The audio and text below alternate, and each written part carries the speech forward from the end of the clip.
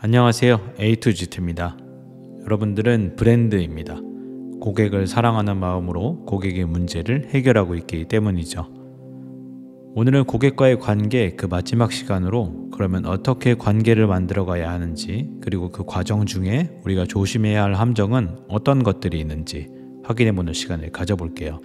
지난 시간 2번에 걸쳐서 고객과의 관계를 다뤄봤으니까요. 혹시 아직 못 보셨다면 그 영상을 먼저 시청하시면 도움이 더 되실 거라고 생각합니다. 자, 그럼 시작해 보겠습니다. 고객과의 관계를 만들기 위해서는 우선 우리가 먼저 고객에게 다가가는 노력이 필요합니다. 어떻게 하면 전략적으로 고객에게 우리의 기업이 꼭 필요한 존재로 인식될 수 있는지, 나아가서 어떻게 하면 부담스럽지 않으면서도 신뢰를 줄 수 있는지 한번 알아볼게요. 마케팅에서 중요한 부분 중 하나가 바로 고객에게 우리를 어떻게 인식시키는가입니다. 고객에게 우리를 알리고 인식시키는 방법에는 크게 2가지가 있습니다.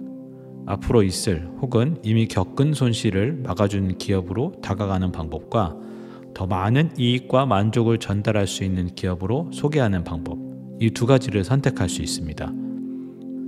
한쪽은 손실을 강조하는 것이며 한쪽은 이익을 강조하는 것이죠. 이 2가지는 전략적으로 선택이 가능하지만 일반적으로 우리는 이익보다 손실에 더 민감합니다.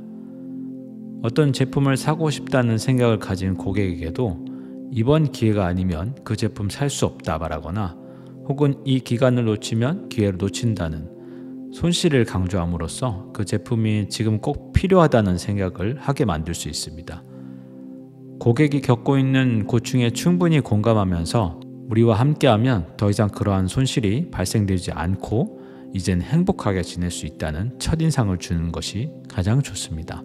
손실에 공감하면서 충분한 만족감을 미리 상상할 수 있도록 해주는 것이죠. 여기서 중요한 것이 바로 충분한 공감입니다. 그리고 그 공감을 통해서 새롭게 만나는 부담감을 줄여주고 신뢰를 자연스럽게 끌어낼 수 있죠. 그리고 2번째로 중요한 것이 명확한 문제 해결 방법입니다. 그동안 우리가 함께 고민했던 고객의 문제를 명확하게 분석하고 찾아냈다면 이제는 그 문제에 대한 공감과 함께 정확한 해결 방안을 제시해야 합니다. 쇼츠와 릴스 같은 빠른 영상의 영향으로 고객은 더욱더 빠르게 이해되는 해결책을 원합니다. 막연한 설명이나 길게 늘어지는 설명은 눈에 들어오지 않을 뿐만 아니라 오히려 사라졌던 부담감을 다시 일으키는 역효과가 날 수도 있죠.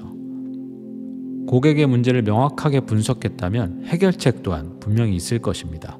그것을 초등학생도 알아들을 수 있을 정도로 쉽고 간결하게 만들어서 전달해야 합니다. 그렇게 정리된 해결 방안은 고객에게 바로 인식되며, 비록 지금은 우리와 함께하지 않아도 긍정적인 인식을 주어서 나중에 비슷한 문제를 만났을 때 떠오르는 기업으로 우리가 자리 잡을 수 있죠. 여러 번 강조해드렸던 것처럼 고객은 이미 비슷한 기업들의 광고에 지칠 대로 지쳐 있습니다. 신뢰가 없는 것은 물론이고 오히려 이게 사기가 아닌가 생각할 정도로 나를 돕겠다 말하는 사람과 기업에 대한 첫 인식이 좋지 않습니다. 고객에게 신뢰를 얻기 위해서는 지속적으로 최소 8회는 전달이 되어야 한다는 통계도 있어요. 심지어 온라인의 발달로 인해서 더욱더 빨라진 지금의 시대에는 30번 이상 전달이 되어야 한다는 전문가 의견도 있죠. 그만큼 전략적으로 잘 준비된 기업이라 할지라도 고객의 선택을 받는 것이 정말 쉽지 않음을 증명하고 있어요. 신뢰할 수 있는 좋은 기업으로 인식된 후에는 우리는 이제 고객의 문제를 해결해야 하는 가장 중요한 미션을 완수해야 합니다. 여기서 100% 만족은 물론이고요. 이제는 200% 고객을 만족시켜야 합니다.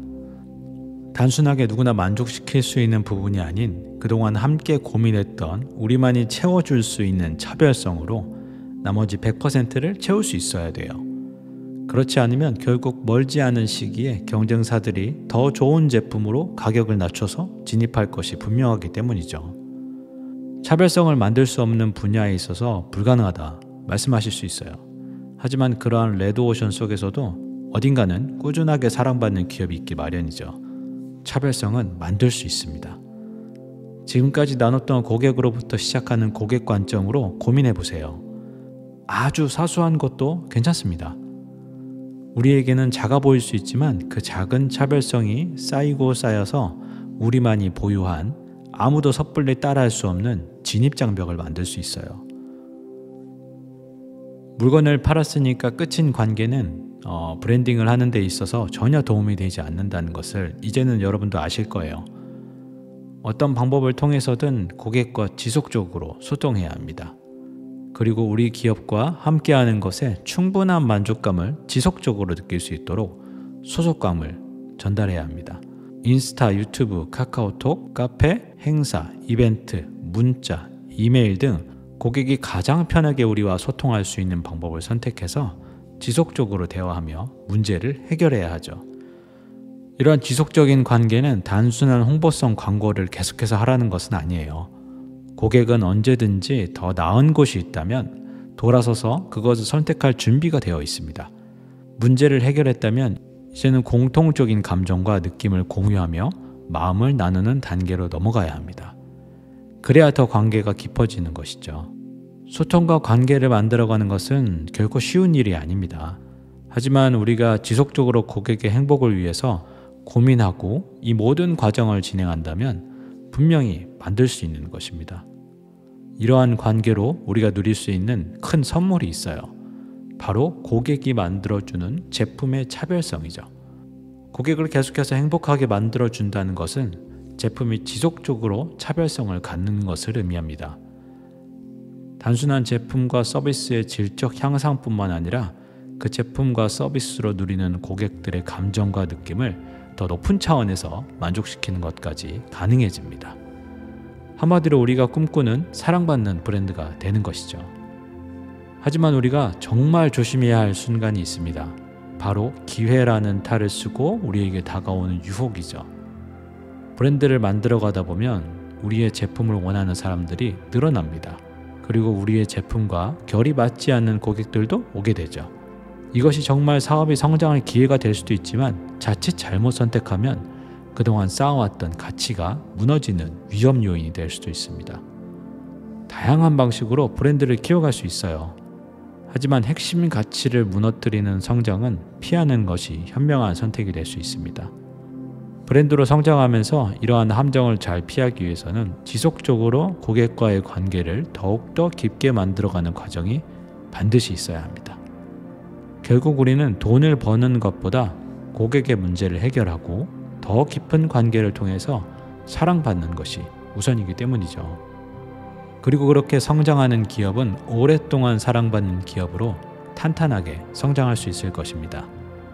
자, 오늘은 고객과의 관계를 만들어가는 과정, 즉 브랜드를 만들어가는 과정을 간략하게 살펴보고 그 과정 중에 어떠한 함정이 있을 수 있는지도 함께 살펴봤습니다. 다음 시간은 고객이 어떻게 우리 브랜드를 인지하고 신뢰하게 되는지 그 과정을 자세하게 다뤄보도록 하겠습니다. 지금 여러분들이 사업하시면서 혹은 사업을 준비하시면서 고민하고 계신 내용이 있으시다면 댓글로 남겨주세요. 하나하나 제가 확인해보고 답변을 드릴 수 있는 내용이 있다면 답변도 드리고, 구독자님들과 함께 나눠보면 좋을 것 같은 내용들은 영상으로 제작하여 함께 고민해보고 문제를 해결해보도록 하겠습니다. 쉽지 않은 길이지만 이 행복하고 즐거운 과정을 함께 걸어가시죠. 여러분들은 브랜드로 사랑받는 사람들입니다. 감사합니다. 지금까지 A2GT였습니다.